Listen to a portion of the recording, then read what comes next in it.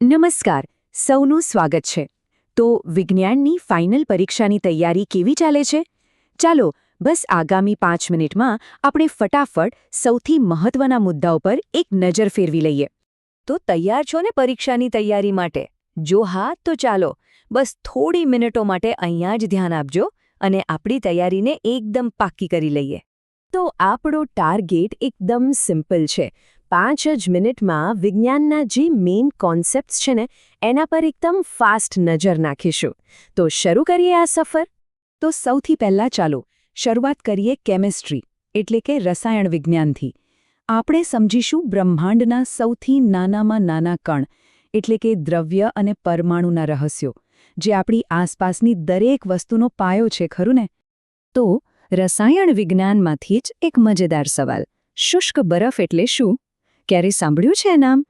તો શુષ્ક બરફ એટલે બીજું કંઈ નહીં પણ ઘન કાર્બન ડાયોક્સાઇડ. હા, એ જ CO2. અને એની સૌથી ખાસ વાત છે, ખબર છે?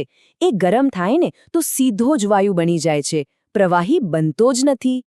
ઓકે, તો હવે થોડા વધુ ઊંડા ઉતરીએ દ્રવ્યની અંદર. પરમાણુની રચના વિશે વિચારીએ. કોઈને ખ્યાલ છે કે પરમાણુના કેન્દ્રની શોધ કોણે કરી હતી? આ બહુ જ મોટી અને મહત્વની શોધ હતી. અને એનો શ્રેય જાય છે મહાન વૈજ્ઞાનિક રુથરફોર્ડને. એમણે જ આપણને જણાવ્યું કે પરમાણુનું કેન્દ્ર કેવું હોય છે. ઓહ, જરા આ આંકડો તો જુઓ. આ છે એવોગેડ્રો અચળાંક. હવે આ આંકડો શું બતાવે છે? એકદમ સાદી ભાષામાં કહું તો કોઈપણ પદાર્થના 1 મોલમાં કેટલા બધા પરમાણુઓ કે અણુઓ હોય છે ને, એ આ સંખ્યા બતાવે છે. કેમિસ્ટ્રી માટે તો આ નંબર ખૂબ જ કામનો છે. સરસ. તો હવે રસાયણ વિજ્ઞાનથી આપણે આગળ વધીએ જીવવિજ્ઞાન તરફ, એટલે કે નિર્જીવ પદાર્થોથી સજીવોની દુનિયામાં, અને વાત કરીશું જીવનના મૂળભૂત એકમ એટલે કે કોષ વિશે. અને અહીં આવે છે જીવવિજ્ઞાનનો એકદમ ક્લાસિક સવાલ. આપણે બધા જાણીએ છીએ કે દરેક કોષને કામ કરવા માટે એનર્જી જોઈએ. પણ આ એનર્જી આવે છે ક્યાંથી? જવાબ છે કણાભ સૂત્ર. જી હા, આ નાનકડી અંગિકા જ કોષ માટે બધી ઊર્જા બનાવે છે. એટલે જ તો એને કોષનું પાવરહાઉસ કહેવાય છે. ચાલો હવે એક બીજા રસપ્રદ ઉપનામ વિશે વાત કરીએ: કોષની આત્મઘાતી કોઠડી. આવું નામ કેમ પડ્યું હશે અને આ છે શું? આ છે લાઇઝોઝોમ. એનું કામ છે કોષને સાફ રાખવાનું, એટલે કે બધો કચરો પચાવી જવાનો. પણ જો કોષને કંઈ નુકસાન થાય ને તો આ લાઇઝોઝોમ આખા કોષને જ પચાવી નાખે છે. અને એટલે જ એનું આવું નામ પડ્યું છે, આત્મઘાતી કોથળી. હવે અહીંયા વનસ્પતિ અને પ્રાણી કોષ વચ્ચેનો એક મોટો તફાવત એકદમ સ્પષ્ટ દેખાય છે. જુઓ, વનસ્પતિ કોષમાં સેલ્યુલોઝની બનેલી એક મજબૂત દિવાલ હોય છે, જે એને આકાર અને રક્ષણ આપે છે, જ્યારે પ્રાણી કોષમાં આવી કોઈ દિવાલ હોતી નથી. ચાલો હવે બાયોલોજીમાંથી સીધો જમ્પ મારીએ ફિઝિક્સમાં, એટલે કે ભૌતિક વિજ્ઞાનના નિયમો તરફ. આ એ નિયમો છે જેના પર આખું બ્રહ્માંડ ચાલે છે, જે બધી જ વસ્તુઓને ગતિ આપે છે.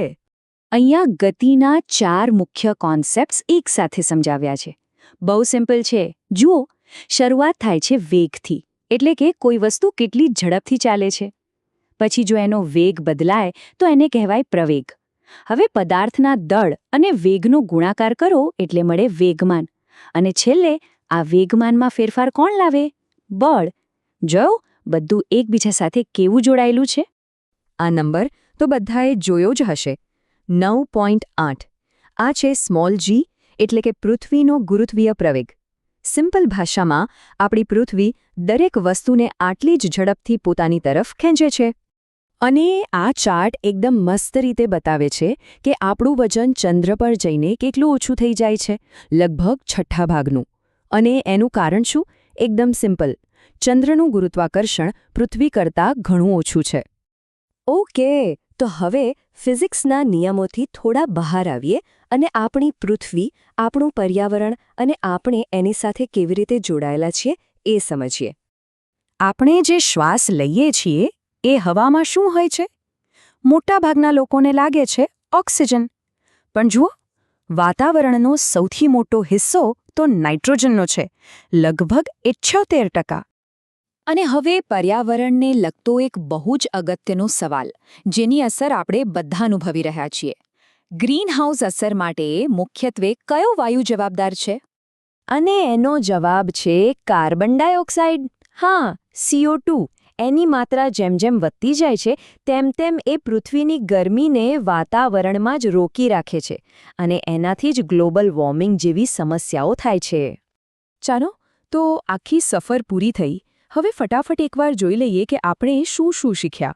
મુખ્ય તારણો પર એક નજર. તો આપણે શું જોયું કે દરેક દ્રવ્ય પરમાણુઓથી બનેલું છે.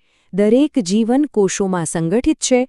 બધી જ ગતિ બળ અને ગુરુત્વાકર્ષણના નિયમોથી ચાલે છે અને આપણું જે પર્યાવરણ છે એ તો સંતુલિત ચક્રોની એક અદ્ભુત સિસ્ટમ છે. આશા છે કે આ ફટાફટ રિવિઝન બધાને ખૂબ કામ લાગશે. અને અંતે બસ એક સવાલ. આપણે પરમાણુથી લઈને આખા બ્રહ્માંડ સુધી બધું સમજી શકીએ છીએ, એ પણ વિજ્ઞાનને કારણે. તો શું આ વિજ્ઞાનની દુનિયા ખરેખર અદ્ભુત નથી? જરૂર વિચારજો.